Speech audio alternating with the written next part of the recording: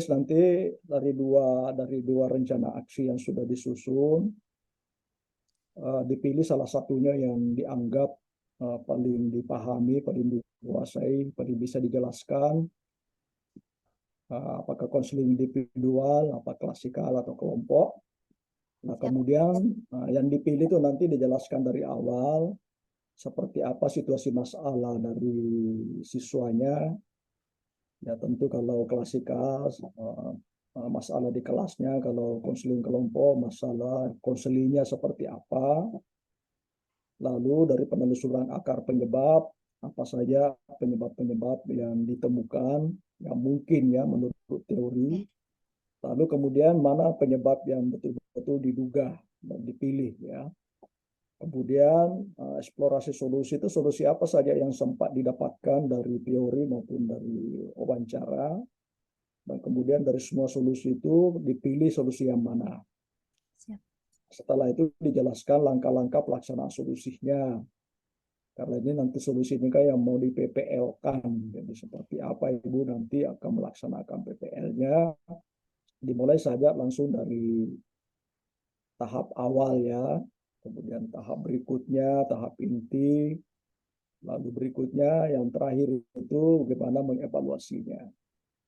Ya, nanti saya dan Ibu Fadila ini akan memberikan catatan-catatan jika diperlukan ya untuk memantapkan, makin memperbaiki rencananya supaya ketika nanti PPL itu sudah dilakukan dengan baik. Baik, Ibu Ani sudah siap? Oke, siap Bapak. Ya, silakan. Assalamualaikum warahmatullahi wabarakatuh. Selamat sore Bapak Prof. Selamat sore Ibu Fadilah. Dari dua rencana aksi yang sudah dibuat, jadi saya memilih konseling individual Prof. Kemudian dalam konseling individual di sini gambaran masalahnya di sini tentang penilaian diri yang rendah, jadi low self esteem siswa. Kemudian gambaran identifikasi masalahnya, siswa mengalami kurang percaya diri. Kemudian muncul setelah dianalisis, kemudian muncul ada beberapa gejala yang terlihat seperti suka menyendiri, kemudian apabila di depan teman-temannya sulit untuk mengemukakan atau berkata-kata, kemudian malu untuk tampil di depan orang banyak, kemudian menjauh dari teman-temannya. Itu untuk analisis yang sudah didapat.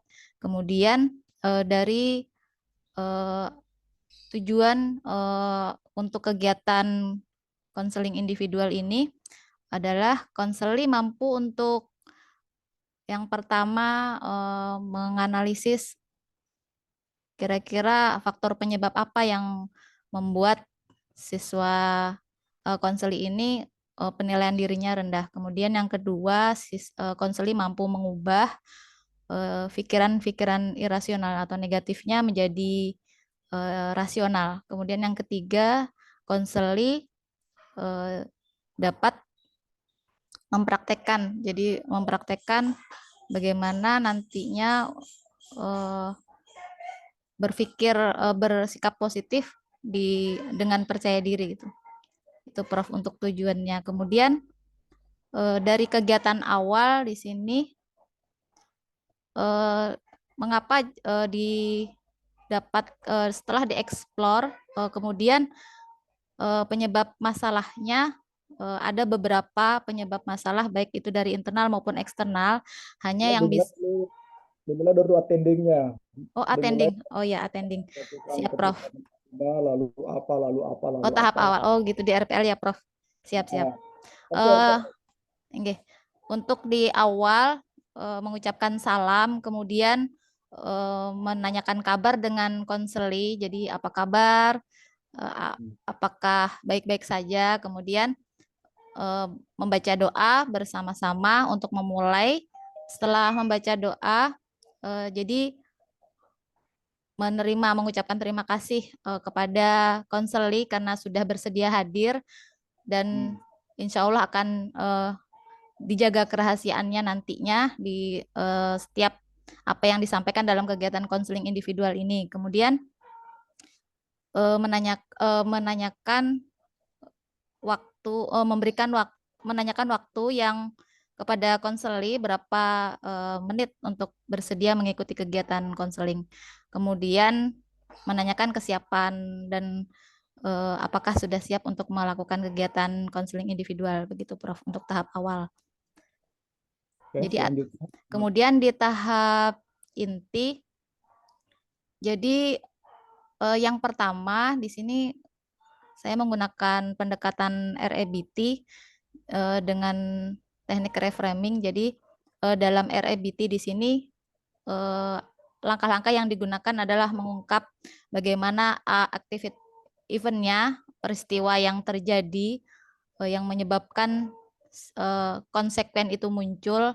Jadi C-nya muncul akibat dari B, belief-nya.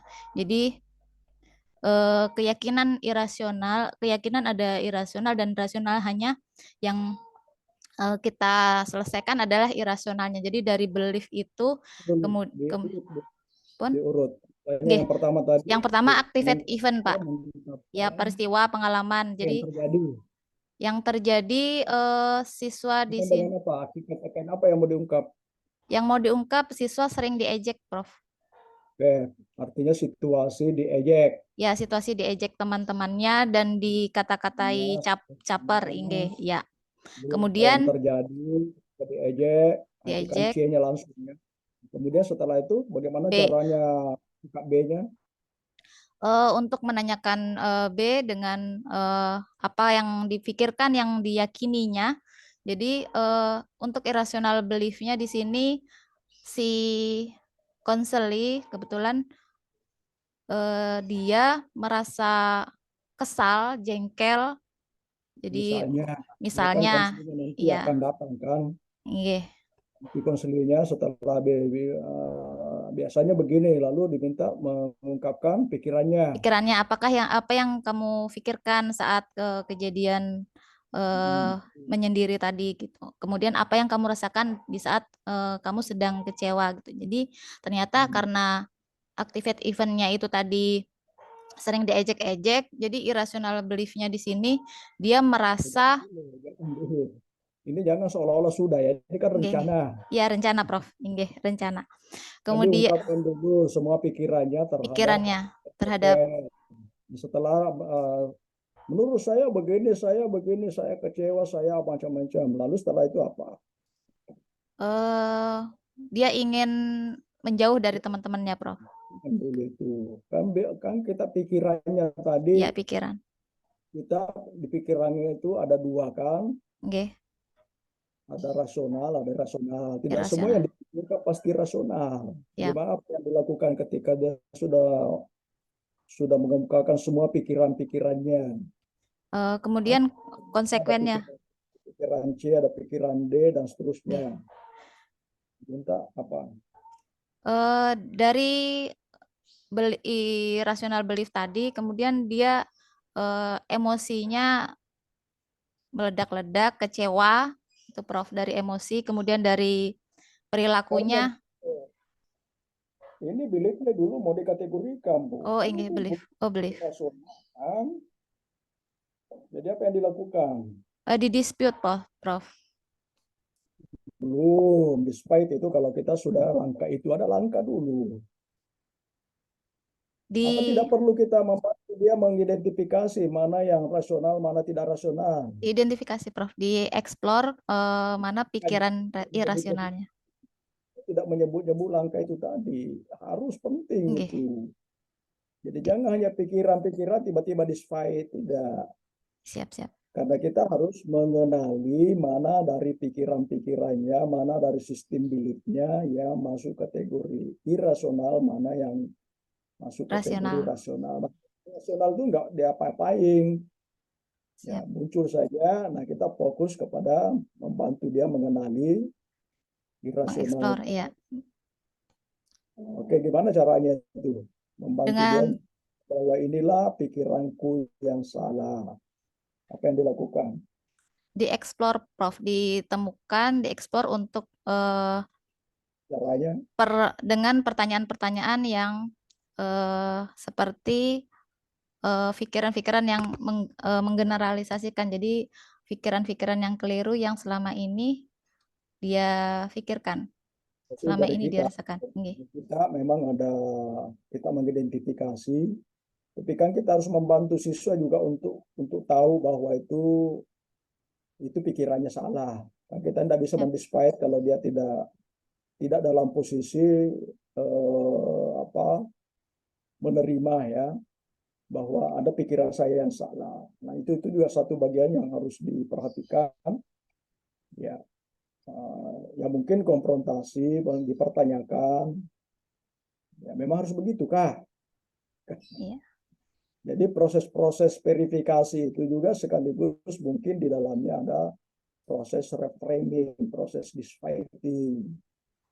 Ya, tapi disfightingnya secara khusus nanti ketika dia sudah kenal dulu, ya betul, saya biasanya begini, saya merasa begini, saya menganggap begini, ya kan? Jadi harus duduk dulu dengan baik, baru kita masuk. Seperti Jadi setelah tanya ada beberapa pikiran bagaimana cara melakukan proses reframingnya. Kan disframingnya tadi melalui reframe ya, gimana caranya? nggih, melalui reframing dengan ini seperti memperluas perspektif, Prof. Dengan Apalagi bisa dengan model caranya, pembanding, misalnya gimana? Prof. Membandingkan dengan Dengan model model pembanding. Jadi yang contoh yang rasional. apa yang dia lakukan dengan yang dilakukan orang lain. Nggih. Apalagi Kemudian dengan mengeksplorasi sisi kekuatan dirinya, Prof. itu nanti Oh, itu nanti. dulu dalam konteks memperluas perspektif itu kan frame yang mau diperluaskan, frame tentang masalah. Nah, itu tidak bisa satu dua kali, memerlukan beberapa ya frame-frame. Bisa kita membandingkan, ya bisa juga dengan mencoba melihat kembali caranya sekarang dengan cara yang pernah dilakukan dengan cara orang lain, ya kan? Siap. Frame-frame seperti itu saya kira yang ini. Apalagi, Kemudian nah kalau me- tadi itu berkaitan dengan membantu dia memahami potensinya ya kita kan bisa menunjukkan, bisa membantu dia. Memang kamu tidak pernah begitu kah? Ya, memang kamu melihat dirimu, ya coba lihat dirimu, memang kamu jelek betul kah? Menurut saya sih tidak jelek kan, tapi kenapa kamu merasa dirimu jelek? Kenapa kamu merasa dirimu seperti itu? Dari sisi mana?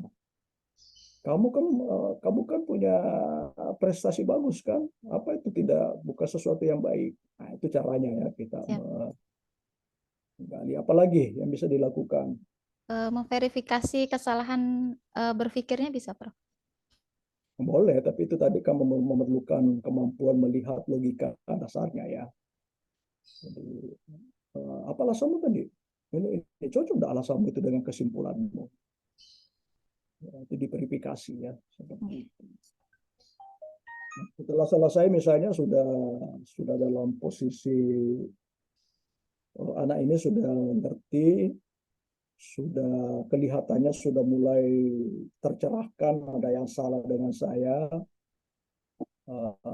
Bagaimana memperkuat itu proses frame-nya itu supaya tidak hanya iya-iya, tapi betul-betul dia bertindak secara dengan frame baru.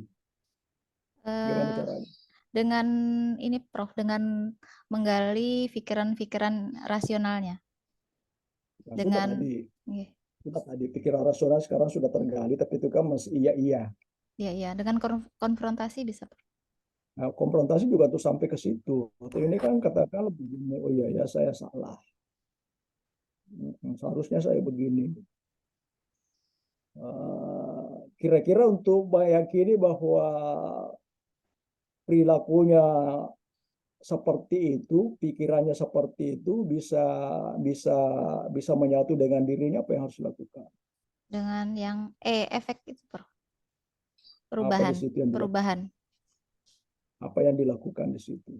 Yang dilakukan dalam perubahan, yakni memunculkan pikiran-pikiran positif dari konseli, pikiran-pikiran rasionalnya, Melatih ya, jadi melatih.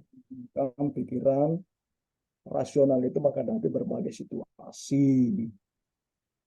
Ya, jadi mungkin ada situasi lain yang relatif sama dengan situasinya itu. Nah, diminta kalau begini harusnya bilang apa, kalau begini harusnya bilang, sehingga terlatih untuk merespon dengan rasional belief. Oke, lalu kemudian setelah semua proses konseling itu selesai, bagaimana bagaimana cara mengevaluasi? Evaluasi apa ya, Bu Rancang?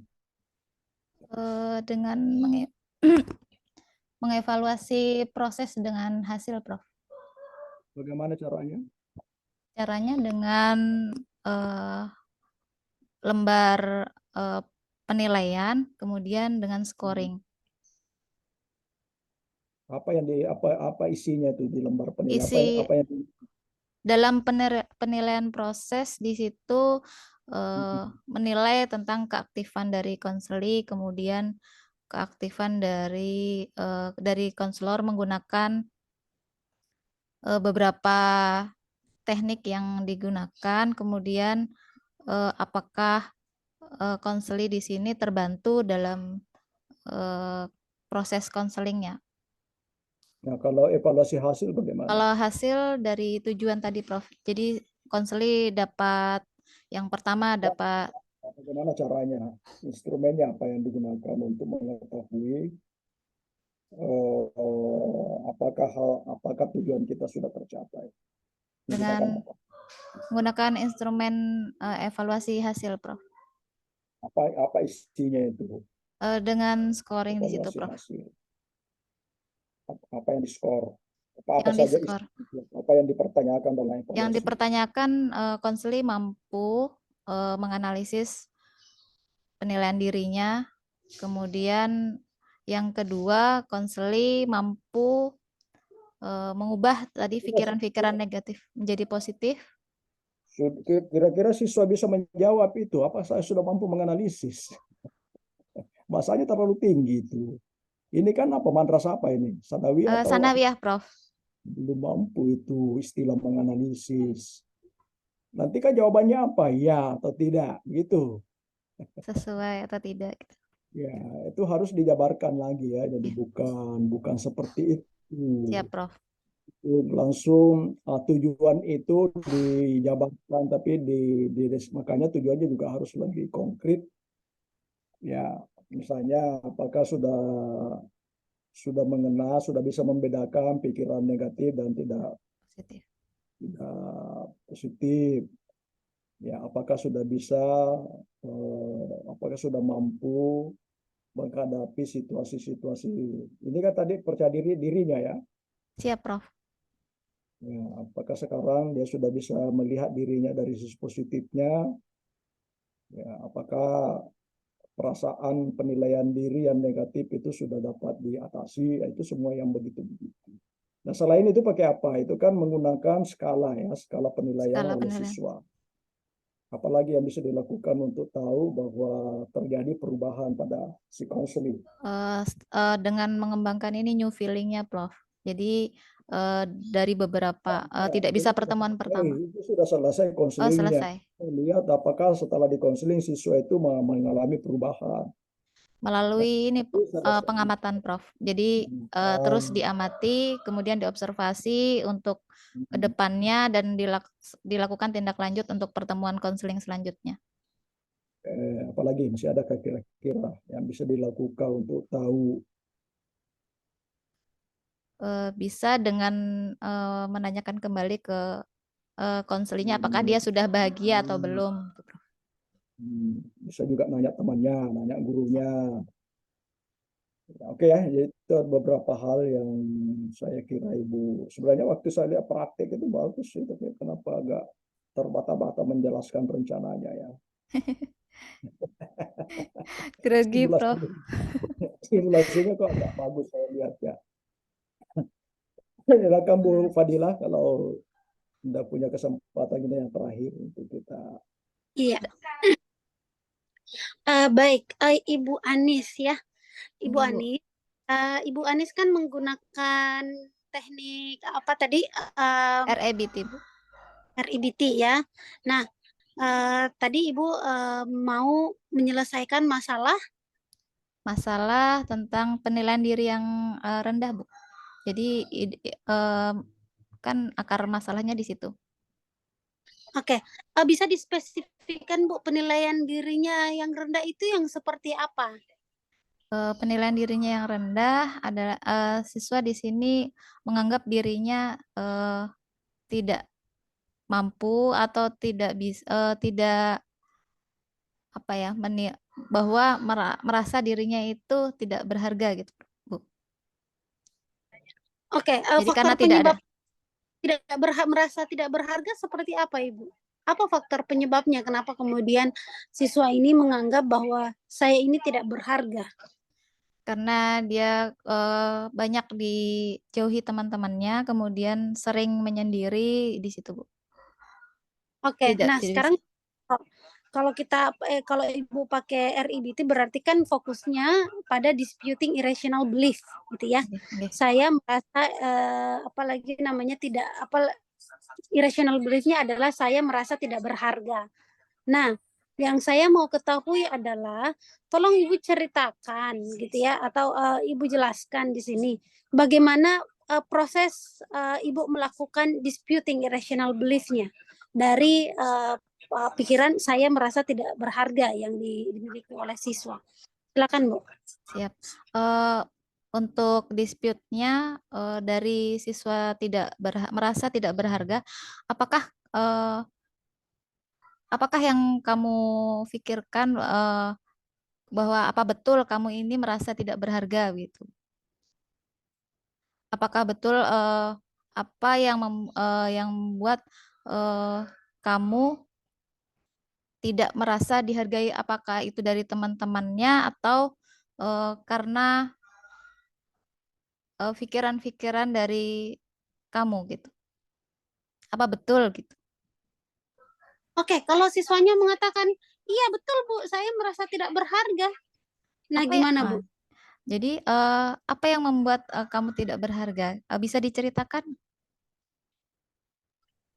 Nah, contohnya ketika saya apalagi namanya ketika saya dibully Bu sama teman-teman, ketika saya dijauhi oleh teman-teman Bu. Kalau saya berharga tentu saja teman-teman saya tidak menjauhi saya. Ya, jadi mendispute irasionalnya Ibu. Nah, itu belum terdispute kan Bu? Begini Bu, ditanyakan apa betul kamu merasa dirimu tidak berharga? Apakah betul teman-temanmu menghindari kamu gitu? Iya, kalau jawabannya siswa semuanya, iya betul Bu. Betul, ya betul. Kemudian ditanyakan kembali Bu, apakah semua teman-teman kamu memang tidak mau menemani kamu? Apakah semua? Jadi cara berpikir dia apa namanya? Ya Mengeneralisasi. mengeneralisasikan. Kemudian susah kata-katanya. Jadi di situ Bu, karena dia apakah semua teman-temanmu begitu gitu? Oke, Menganggap berarti pikir menganggap ya menganggap karena dia tidak dihargai tadi. diubah gitu ya. Selain Diubah dari ya. apalagi Bu? Kemudian di konfront Generalisasi. di kemudian dari pikiran-pikiran negatifnya ditanyakan kembali dengan konfrontasi tadi Bu. Seperti apa bentuk konfrontasinya, Bu? Katanya kamu tidak merasa dihargai, tapi di beberapa temanmu ada yang mau berteman dengan kamu gitu. Bisa seperti itu, Bu. Jadi begini ya Bu ya, jadi saya jadi kalau di disputing itu selain dari generalisasi, ada lagi yang namanya apakah dominan teman-temanmu eh, gitu ya, atau hanya Iya, spesifik saja begini, apakah semua teman-temanmu apalagi namanya menjauhi. kamu gitu ya. Enggak semua sih Bu, ada beberapa. Nah, oke, siapa saja itu gitu ya. Kita Ya. ditanyakan siapa saja Hmm. yang mengucilkan kamu, si A, B, C, dan E. Oke, si A, B, C, D, dan E ini kan mengucilkan kamu. Apakah dominan apakah dominan mereka yang mengucilkan kamu, atau memang mungkin di waktu-waktu tertentu saja? Oh, di waktu apakah setiap kali bertemu mereka mengucilkan kamu? Atau di waktu-waktu tertentu saja mereka mengucilkan kamu? Ini Bu, mungkin mereka akan mengatakan pasti nggak selalu ya Bu ya, di waktu-waktu tertentu saja. Ketika mereka mungkin lagi ngumpul Bu. Kalau kalau nggak ngumpul mereka apalagi namanya mereka nggak mengucilkan, mereka beraninya ya ketika ngumpul saja. Nah itu berarti apalagi namanya berarti kan nggak selalu ya kan Bu Ya, ya. Nah siap-siap. kemudian selain dominansi apalagi? Berarti mereka Eh, nggak dominan ya? Mereka nggih. nggak semuanya nggak dominan. Berarti orang per orang saja dan itu pun ketika ngumpul. Kira-kira kamu bisa kira-kira dari situ kamu bisa ini nggak apalagi namanya ketika kenapa kira-kira mereka nggak berani ketika sendiri? Kalau ngumpul berani, tapi kalau sendiri nggak berani. Ya mungkin karena mereka juga takut sama saya sih Bu. Nah itu kan berarti sudah ada ya Bu ya. Jadi Siap. itu. Jadi jangan bukan cuma generalisasi. Jadi diperhitungkan juga dominansinya seperti apa dan diperhatikan juga apalagi namanya disebut prevalensi itu kayak selalu saja gitu ya. Selalu apakah setiap waktu, setiap setiap orang dan setiap saat gitu ya. Ya, siap. Nah, itu perhatikan pada saat disputing karena memang kalau RIBT ini kan kuncinya adalah di disputing. Nggih. Ya kalau kita mampu mendispute mau teknik apapun, representasi kognitif, mau teknik-teknik yang lainnya yang kita pakai di RIBT itu perlu memperhatikan yang paling penting adalah disputingnya. Dan tolong Ibu karena ini kan Ibu pakai RIBT gitu ya, Siap, Bu. berarti kan fear juga. RIBT kan rasional, emotif, behavior, Behavior terapi. berarti ada behaviornya juga. Nah, ini yang perlu setelah Ibu disputing, behavior apa yang ingin Ibu ubah atau ingin Ibu munculkan di situ. Ya, sudah Ibu sudah Ibu rencanakan behavior seperti apa yang ingin Ibu harapkan di proses ini, di proses counselingnya? Dari behaviornya siswa nanti supaya bisa mampu mempraktekkan Bu. Jadi tampil di depan teman-temannya gitu untuk mengemukakan pendapat. Mudah-mudahan bisa Bukan ibu berubah. dulu. Kan di dalam konseling itu behaviornya. Ini ya, Oh mau iya, Kan ini dia mengucilkan, ya terkucilkan, terkucilkan nggih. ya dari kan? Nah, sendiri. bisa tampil di depan umum, nyambungnya di mana, Bu? Maksudnya bisa berbicara, bisa Paling tidak mengungkapkan bisa nggih. kan mengungkapkan Itu dirinya Ya, di depan yang teman-temannya. mengucilkan. Paling tidak itu enggak jauh sekali Bu hubungannya kalau Ibu langsung ke ini. Itu tolong diperhatikan kira-kira seperti apa gitu ya. Apakah Ibu mau pakai teknik ada Ibu meminjam teknik behavior ada di atau tidak itu perlu gitu ya karena RIBT itu enggak sampai pada kognitif saja gitu menurut apa lagi namanya Elis bahwa ada lagi yang perlu ditambah itu behavior Nggih. ya karena Siap. kalau kalau sampai di kognitif saja berarti setelah disputing udah selesai Bu udah nggak ada kan setelah kita mengubah pikiran yang terdistorsinya udah selesai itu kognitif terapi tapi kan Ibu pakai RIBT berarti Ibu harus memperhatikan behaviornya apa behavior yang harus muncul di akhir itu seperti apa gitu ya pakai apakah Ibu meminjam atau mungkin seperti apa gitu ya Siap, Bu. oke uh, Nggih. mungkin itu saja Prof saya kembalikan ke Prof Abdullah silakan. Terima kasih Ibu Fadila. Jadi behavior yang dimaksud itu sebetulnya kan itu sesuatu yang dilakukan pada tahap E ya. Jadi membiasakan itu kan nanti bisa menggunakan arti yang asertif sederhana. Coba katakan. Jadi yang Ibu sebutkan tadi itu efek setelah konselingnya, tapi dalam proses memperkuat perilakunya mungkin ada latihan-latihan behavior yang harus dilakukan, ya. Jadi semacam itu mungkin juga membuat semacam behavior kontrak mengenai apa yang akan dikatakan kalau, ya. Kemudian tadi pikiran-pikiran distorsi itu kan macam-macam, ya. Kadang-kadang ada juga namanya pikiran otomatik. Pasti begitu, nggak mungkin tidak begitu. Nah itu kan otomatis seolah-olah harus begitu. Harus begitu. Kemudian pikiran-pikiran harus, tidak boleh tidak, ya.